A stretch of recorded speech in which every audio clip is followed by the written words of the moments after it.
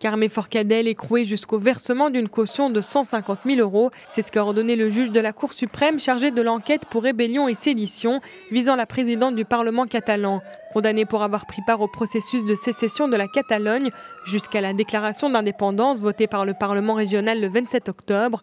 Carme Forcadell a assuré devant le juge qu'elle n'avait pas, en tant que présidente du Parlement, la liberté d'interdire un vote. Elle a également expliqué que la déclaration d'indépendance était sans effet juridique. Carme Forcadell avait néanmoins compté 1 à 1 les bulletins des élus qui avaient voté pour la sécession, 70 sur 135, un fait sans précédent en Espagne.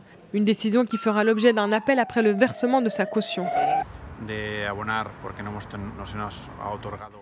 Il n'a pas été possible de payer la caution car il était trop tard, mais nous espérons la verser demain afin de la libérer. Ce sera le moment d'examiner le contenu de la décision du juge et d'évaluer pourquoi le traitement du président et des autres membres de l'organe a été différent. Nous comptons également évaluer la décision du juge pour évidemment faire appel car celle-ci est basée sur des arguments que nous ne partageons pas. Traitement différent en effet pour les 5 autres élus qui comparaissaient comme elle devant la Cour suprême jeudi. Pour 4 d'entre eux, les vice-présidents du Parlement catalan, Luis Corominas et Luis Gino, et les ex-secrétaires du bureau des présidents de cette assemblée, Anna Simó et Ramona Barrufet, le juge a imposé un versement d'une caution de 25 000 € d'ici une semaine. Le 5e parlementaire Johan Josep Nuet, qui s'était prononcé contre une déclaration unilatérale d'indépendance, a été laissé libre sans contrôle judiciaire.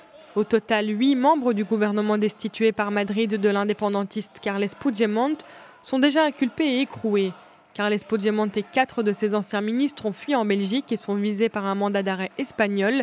Il a signé une lettre publiée par le quotidien catalan El Puntaviu réclamant la libération des prisonniers politiques retenus en otage par l'État espagnol. L'organisation de défense des droits de l'homme Amnesty International ne les considère néanmoins pas comme des prisonniers d'opinion, au motif qu'ils sont accusés d'actes qui peuvent constituer des délits. Ces incarcérations ont entraîné de nombreuses manifestations des séparatistes au moment où ils doivent préparer des élections régionales convoquées par le gouvernement central pour le 21 décembre.